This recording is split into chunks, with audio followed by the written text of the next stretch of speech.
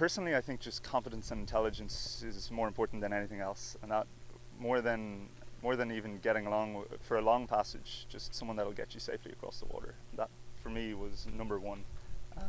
After that, is safety first, safety of the boat then, and then how much fun you can have. And very much in that order for me. I think you have to be willing to let a lot of things slide. You have to be willing to adapt your own lifestyle. I mean, everybody has a different standard for what clean is.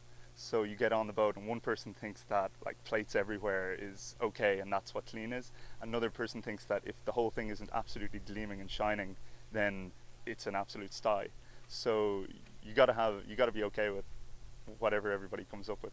I think as well, you need to be okay with yourself, especially for a long ocean passage, because no matter how many other people are on the boat, you're still going to be spending a lot of time on your own. So you need to be okay with you when you go out on the water. And you hear a lot of people who did this, a lot of people find that after 10 days, they just have 3 days of kind of spacing out and really looking into themselves. So honestly, I think out of everything, those would be the two most important things. You do hear a few different ones, but it's everybody's standard for, what do you think good food is? Is pasta, pesto and bacon okay, or do you expect a full spread of vegetables? And it's never anything serious. It's always something minor, like you didn't put enough sweet corn into the thing, or you forgot to wash up 3 times in a row. You don't hear any serious disagreements. It's always the little things. And what's the most trivial thing you've heard people get a bit fraught about? Oh God. I'll have to think about that one actually.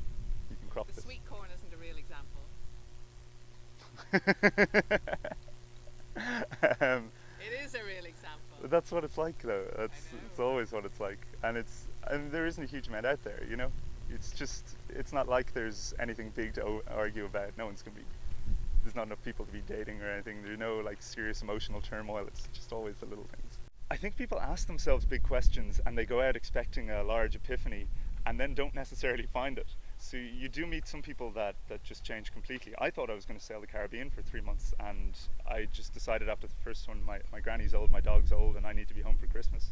So as soon as I got to Cape Verde, I booked a flight, and that just wasn't in my mind. But you get a lot of people that come out, people who have had marriages break up, marriages get together, big work troubles, various different things, and they go out looking for answers and don't necessarily find them, and some absolutely do and change totally. So it really is totally based on yourself. Because do you think there are answers out there on the ocean?